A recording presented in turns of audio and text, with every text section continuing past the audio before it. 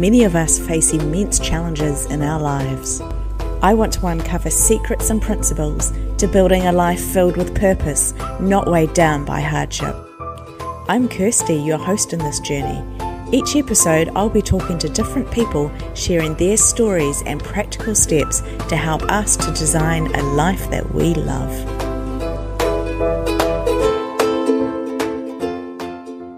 I was diagnosed with breast cancer, and my mom, she passed away from breast cancer. And when I heard myself attaching myself to her story, it really took me aback, and then it made me reevaluate as to how would I move forward with this. So it's my great pleasure to invite Lana Jelenjev with us today. So Lana, it's great to have you here. Thank you. It's a big pleasure. Do you want to just let us know a little bit about yourself? What's some of your story? Well, I'm now based in the Netherlands, and I'm originally from the Philippines. I came here for love. I'm married to a Serbian Russian guy who's been born and raised here in the Netherlands. Wow, so we're that's very quite a mix. Multicultural. Yeah. How do you find it there? Do you enjoy it there? It's a very comfortable country to live in. Mm-hmm. It has quite a lot of perks for kids. It's a very nice country to raise children, and in a lot of ways, you can't ask for more, because it's just things are really provided for. And in 2014, I was diagnosed with breast cancer. It really took a lot of help from friends, friends who we consider as family, for us to get through all the treatments that I needed to go through. And the support in that sense was tremendous from those that we have really treasured as part of our family. So just backtracking a little bit, you've just told us that you were diagnosed with breast cancer in 2013. Yes. What was that like for you? I can summarize it in a word, or actually two: life-changing. Yeah. At that time when I was diagnosed, I didn't realize that I was holding on to certain beliefs that I had. And like what type of beliefs? It had something to do with my mom. She passed away with breast cancer. Oh, my goodness. She passed away at a very early age. She was just 49. Wow. And I was 37 when I was diagnosed. So how was that for you? It was really confronting. It was confronting in the level of after the diagnosis, I heard myself talk as if the story of my mom is my story. Oh, okay. You'd taken that on? Yes. That was really an eye-opener for me, to hear myself refer to what was happening to me as similar to how she was. And that was more than 15 years ago. And nowadays, medical advances has been quite high. I'm living in a country with, such a good medical and social care. Mm. So there's just quite a lot of differences. But when I heard myself attaching myself to her story, it really took me aback, and then it made me reevaluate as to how would I move forward with this. Mm. Did you feel like you had hope? So obviously you've connected yourself to your mother's experience and story, and she passed away. So did you feel like you were going to pass away as well? I think I would say in the initial part, in the initial few days, it really was, a big question of, so what would I do? What would happen? And that's when I realized that, okay, that moment really called for me to go back to centering myself, because I was just really in that future mode. What would happen in the future? What would happen to my kids? My kids were just so young at that time. So how old were Um, they? they were 5 and 7. Oh, really young. So did they understand? Your 7-year-old probably had a little bit of an Oh, idea, or? both of them do.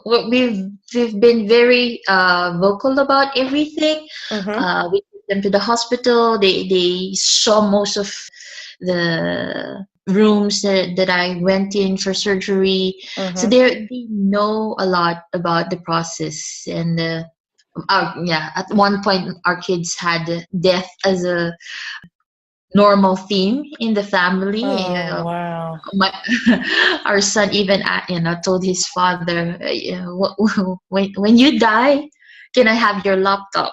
And Oh my then goodness. Oh, it's funny what kids bring out, isn't it? it does. Yeah. And then Like, my daughter said, when you die, can I have the house? So we were like, okay. oh, and I think my daughter's even said something like that. They come out with the funniest things and they just don't understand the significance or the depth of what they're saying.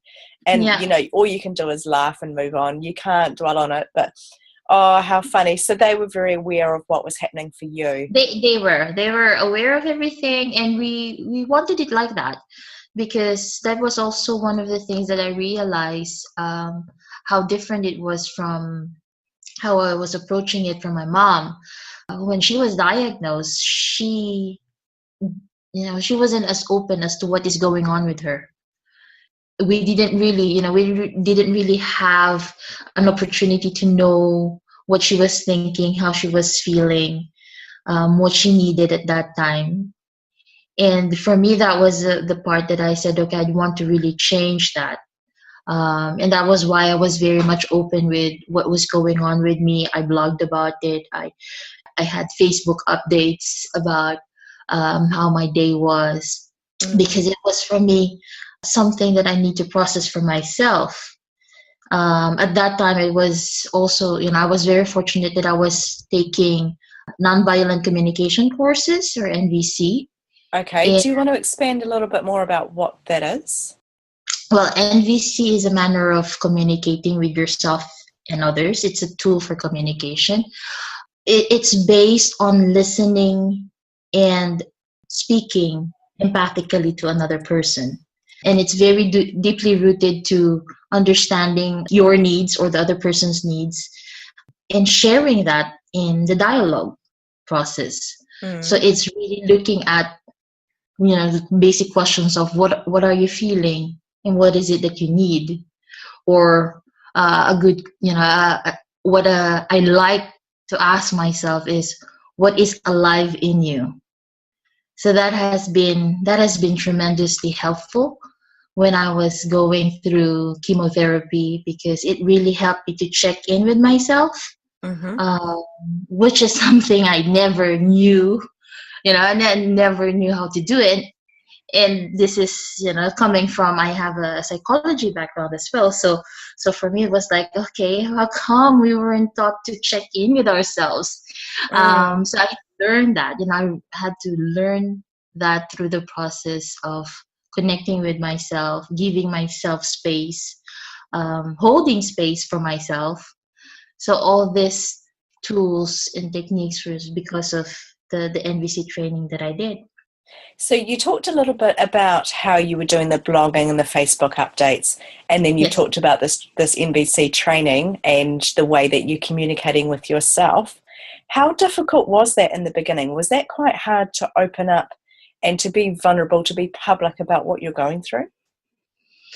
The vulnerability part, I would say it was easier than I expected it to be. Yeah.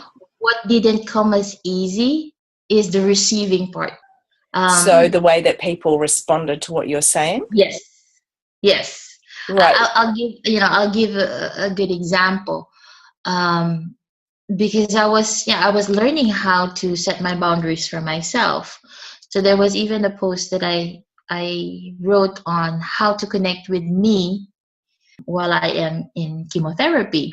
And some of my friends, we don't really talk now, took it in as me putting a wall, and they didn't see it as me coming up for myself. So like an example was, there was a situation where, some friends said, okay, we'd want to, help you clean your house, make it pleasurable for you.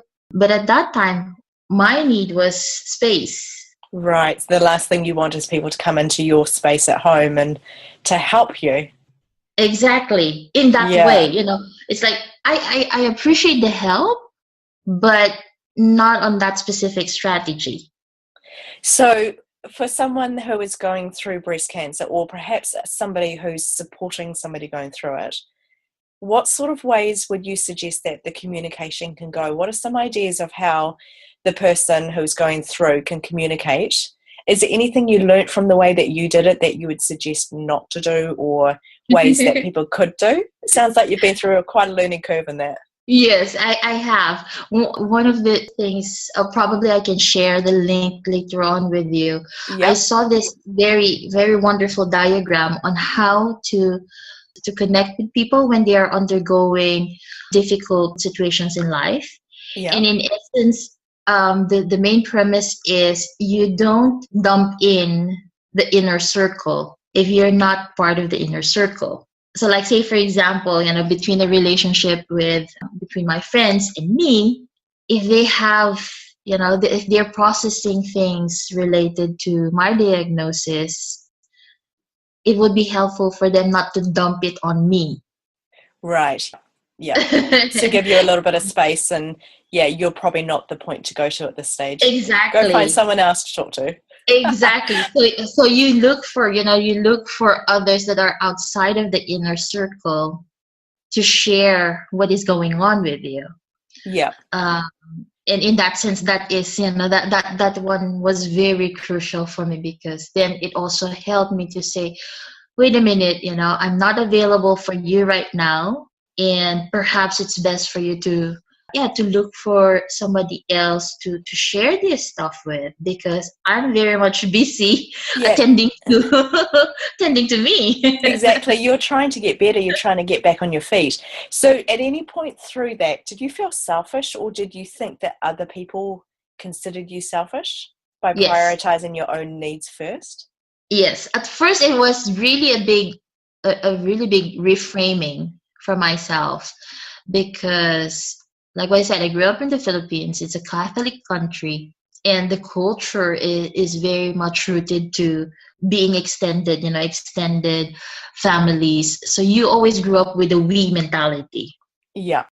And then, looking at the experience, I had to choose for me. I had to choose what is beneficial for me, what takes my energy, what takes my time away, what makes me happy. So I had to all look at it from the lens of, but you are the most important person for yourself in your life. And I was really struggling at first, because I was even thinking, am I bothering people when I make requests? And my husband really put it out as, can you please not say that? You're the one who's most important right now. Yeah. So it's not about bother at all. But it was really a big struggle for me to accept it up until that point of when I got into NVC. I realized that it's not actually selfishness, but it's self-fullness that is more important, for me to know what my needs are, and also for me to know what the other person's needs are, and then for us to have that dialogue of meeting of needs. How can you meet my needs? How can I meet my needs? In the same way, how can I meet your needs? So it was really at that point where I started reframing things in a context of self-fullness, giving my boundaries, knowing my full yes in that sense was very crucial for that. And also knowing, when I say no to somebody, it's because I am meeting a very important need. Yep, something for yourself. How common do you think this is for everyday people, rather than, You know, we don't need to go through some kind of crisis or trauma, or in your Yes. example, breast cancer, to realize this, do we? This is relevant to everybody.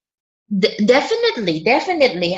That's also one of the reasons why I'm giving monthly online live classes on this topic of self-fullness. It's mainly because we have never been taught of this concept. I think especially as women as well. Yes. Yeah.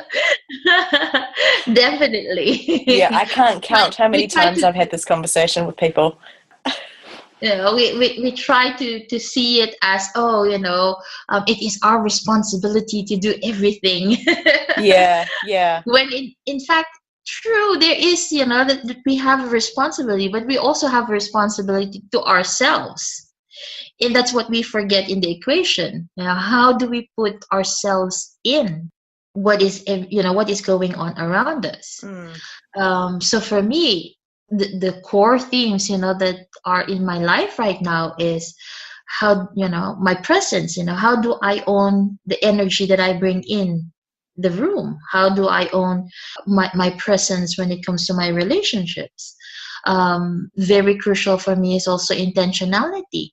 That when I do something, when I say yes to something, it is coming from an intention of a very wonderful need that I would like to meet.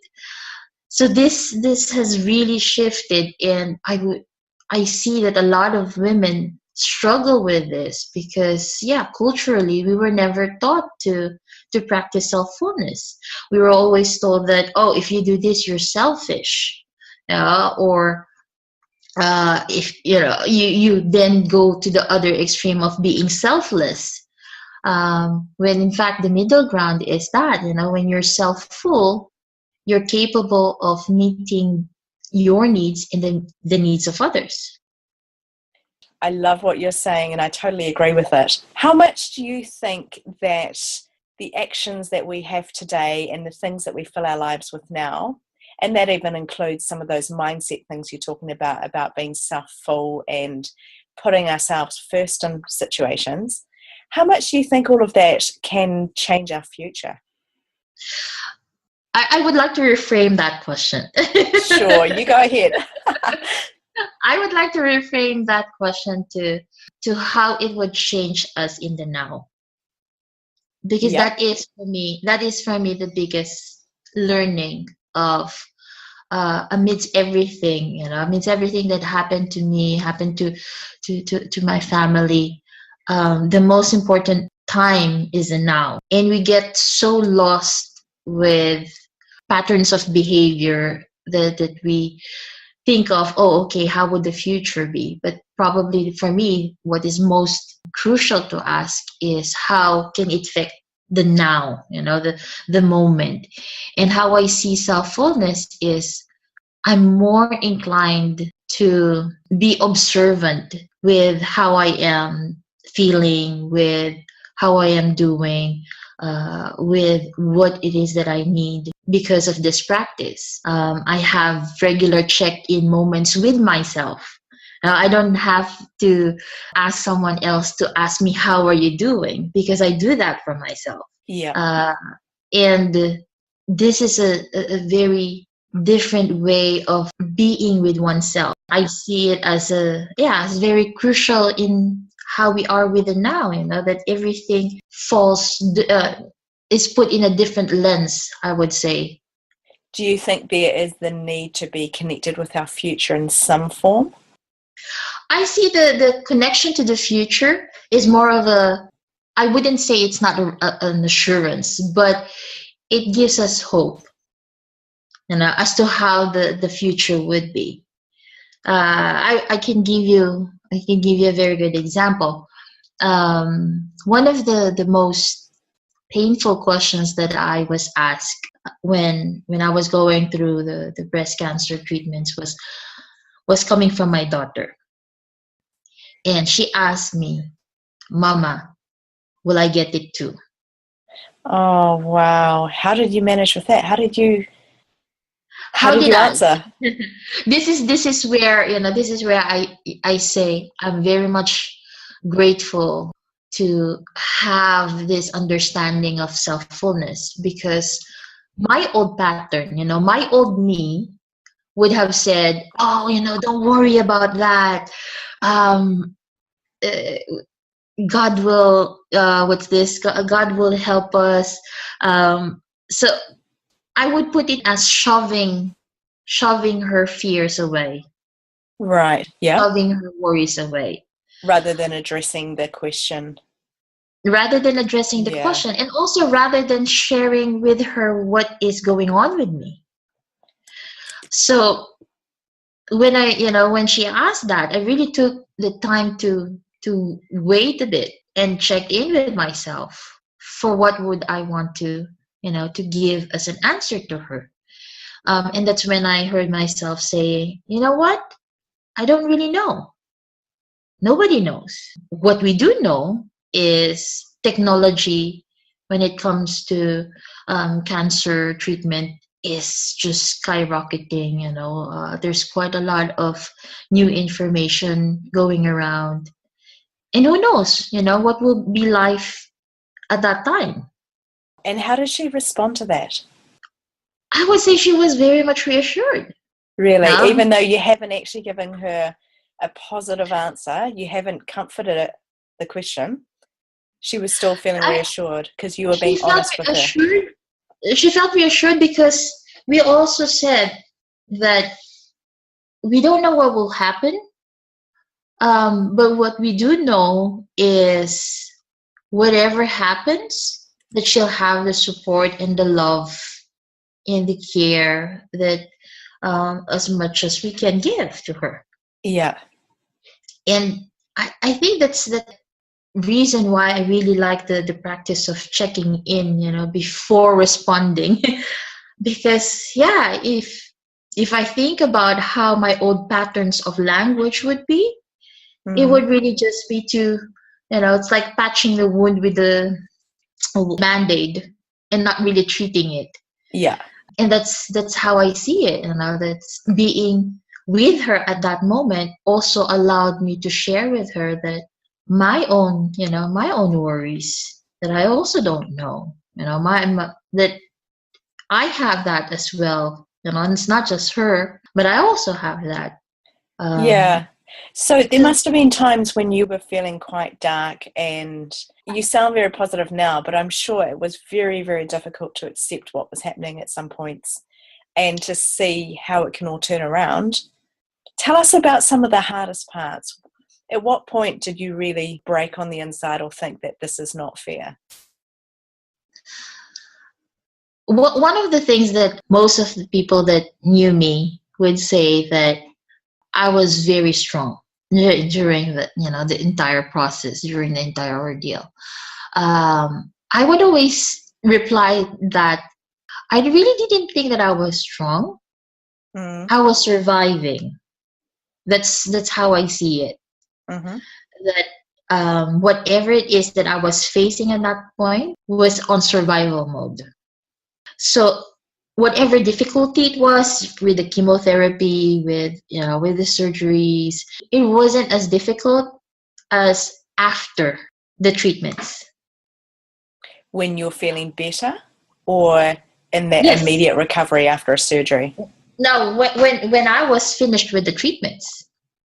Yeah. And this is actually something that I've also talked with other women who have gone through breast cancer. It's very common that it's after treatment that depression hits. It's after treatment that a lot of insecurities come in. It's after treatment that a lot of questions come in.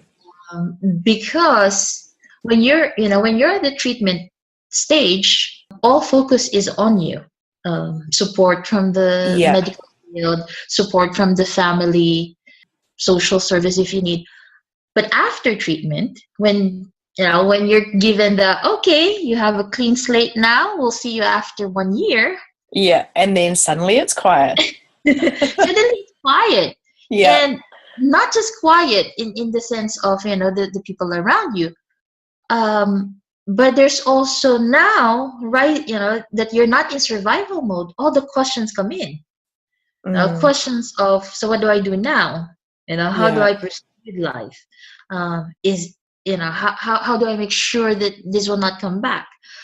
At one point, even up until now, from time to time, you can't even get me to do a quick grocery run, Yeah. because I'd end up looking at labels and seeing what's inside it, what's inside the food. And it can be, it can be so simple for others to just pick whatever they. For me, it really took a lot of, okay, maybe, maybe there are changes that that we need to do in the family, and what are those changes? So did you have quite a radical change to your diet? Is that what you're saying? I would say we are in the process of shifting a lot. We're doing it.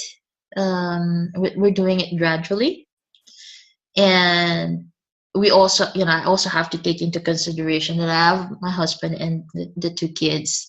So what we're trying to do is we're ensuring that the changes that we want remains, and not just the, let's take this out, and then after a few months we're back in the old patterns. So yes, we have, we have undergone through a lot of changes already, but we're trying to, keep those changes in a certain momentum, so that we say we don't go back to the old patterns. So it's a lasting change. So for Yes. somebody who is listening to this and perhaps doesn't understand your motivation to that, what are some reasons why you might want to change the food that you're eating after going through breast cancer? Well, it's not just with food. It's not just with food, but it's also the lifestyle. Okay. Mainly because that is that, I did take the genetic test, and even though my mom passed away with breast cancer, but the genetic test revealed that it's not genetics. So we're looking at, outside factors. And since you cannot just really pinpoint of, oh, it's this and that, so it's more of evaluating how do you live your life, what is the lifestyle that you have, and how much of those, how much of that lifestyle affects affects your stress, or can contribute to stress. So this is one of the reasons why we were looking not just with food, but also with certain practices. Like, we try to do regular meditation, movement. That's also one that still needs to be picked up on. And most importantly for me is the mind. For how can I keep my my mind centered. And a lot of that has to do with the grounding that I do for myself, the centering activities that I do, the journaling, reading inspirational books. So it's really more of that, more of the mind, body, and soul connections. I think that's absolutely brilliant. I can hear just how much effort you're putting in to be positive and to lift everything in your life. I'm really interested to know, where are you at now? Have you still got breast cancer? Are you in remission? Or how do you feel about your life now? How do I feel about life now is I'm very much enjoying, actually, how life is right now. Has your cancer gone? Yes. Great. So this is now my second year that mammogram is cleared. Yeah. They can only say that you're in remission after 5 years. So I am in the no evidence of disease stage. Yeah. But yeah, I feel very much connected to life as compared to before having breast cancer. And this is also one of the reasons why I would say it's totally ridiculous to say to a person who have gone through something tragic or something life changing, and say, oh, you just go back to normal, because there is no normal. It's just a new normal. I And completely agree, because everything from that point on has changed. Even if a lot of things are still the same, it's the perceptions around those things, it's the way we relate to them. On the outside, yes, everything can look exactly the same, but on the inside, everything is different. So, yes, yeah, I completely agree with that statement. yeah. I would say it's really a redesigning of life. Yeah, which I love, having a podcast called Let's Talk Life Design. So tell me a little bit more around how you view the concept of designing our life. That's something you believe in, obviously. You think we can design? Yes, yes. And in that, how I've been sharing about self-fullness, it's part of that, and it's part of redesigning life. That is one of the reasons also why intentionality is a big core theme for me, Yeah. because I see it as when we have, when we set intentions, we're also clear as to why it's important for us, or why are we doing this. And it might be to, for some people, they would say, oh, you think too much about the why.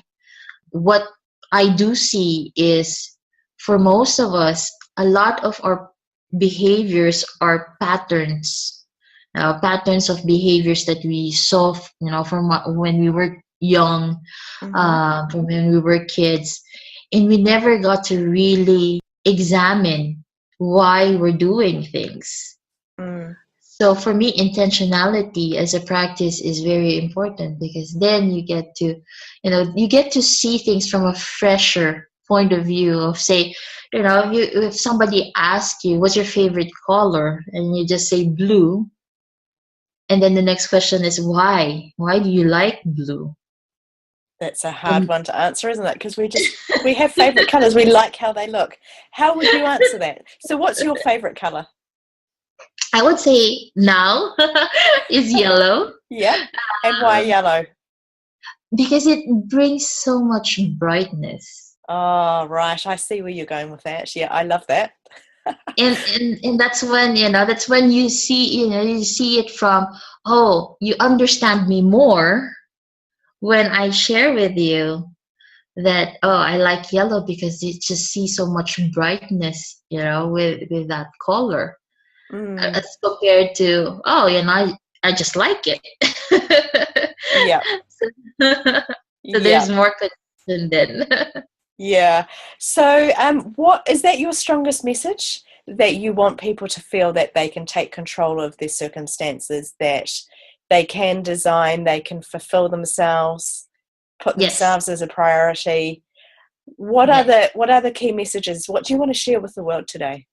I would like to really emphasize on filling your own cup, because that's everything, everything else can flow from there. And this is, what self-fullness is.